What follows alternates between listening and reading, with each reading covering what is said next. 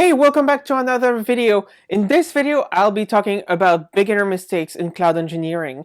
Mistakes that you've probably made if you're a cloud engineer, and that I have definitely made as a cloud engineer. So let's go. The first mistake as a beginner cloud engineer that you could make is not using your on-premise infrastructure. Like, you're a cloud engineer and you want to use the cloud, but you know what? You already paid for that on-premise infrastructure. Why not use it? You're spending so much money in the cloud using cloud infrastructure when you could be using your on-premise infrastructure. Of course, there's reasons to use the cloud over the on-premise infrastructure, but if you paid for your on-premise infrastructure, why not use it? So don't do infrastructure as a service if you already have infrastructure on-premise. Now, of course, there's always a good use case to use infrastructure in the cloud over your on-premise one, but we're talking about mistakes here. So this is a mistake to not use your resources you already paid for over the cloud ones you haven't paid for yet. All right, the second mistake is not monitoring your costs. It's the cloud, it's expensive. If you don't monitor your costs, you might find yourself with huge bills at the end of the month. I made a video about a mistake I made that could have cost $30,000 a year. So monitor your costs. It's very important. It may not seem like much money is being spent on a day-to-day, but it adds up. And sometimes some things can go haywire and just cost you a lot of money that you don't know about. So monitor your costs because you don't know what is happening. Make sure you also create a budget. If you want, I have like a 60-second video tutorial on how to create a budget. So make sure you know your costs. All right, in the same vein as monitoring your costs, make sure you know your costs before you start using services in the cloud. Don't just go and create resources and just leave them there. Know the cost, know how the billing works. Does it bill you per hour? Does it bill you per consumption? How does it bill you? Make sure you know how everything is priced, because some services you can just create and just forget about them in the cloud, but some services you can't just create a huge virtual machine and just be like, it's okay, and then forget to turn it off and then have a huge bill at the end of the month. So make sure you know how much things are going to cost. And if you don't know, make sure you monitor your costs. All right, another mistake is not future-proofing your work. So let's say you want to create a virtual machine, right, to run an application. But then you get into a lot of people are using your virtual machine. And now you find yourself needing to adjust this virtual machine to become a scale set, right? So think about how your product, how your services that you're using are going to grow in the cloud. Because if you don't think about the future of your services, how they're going to grow, how they're going to be used, you may find yourself in a situation where you will have to redo things over again. So for example, if you do, let's say, an Azure file share and you just use a basic settings and you don't enable large file shares, and you find yourself with a limit of like 10 terabytes or whatever, and you need 100 terabytes. Now you have to create a new account and transfer your data over to that new account.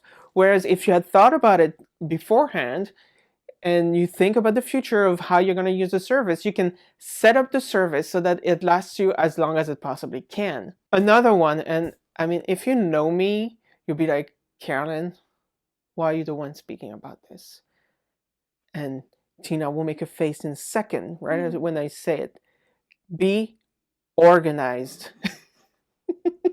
So you have to be organized. I'm a messy person, but in the cloud, you have to be organized, especially if you have multiple projects. It's not always the easiest, depending on the cloud provider you're using, but make sure you know which resources belong together. In Azure, create resource groups or subscriptions per project and put all these resources that belong together in the same location. Because if you don't do that, what's going to happen in a year or two, or whenever you leave the company, what's going to happen is somebody's going to go through it and be like, what is useful? What do I do with all this? What belongs where? Also, make sure you have proper naming conventions because it can get very messy, especially if you just put everything in the same subscription, in the same resource group, in the same everything, and you don't have consistency.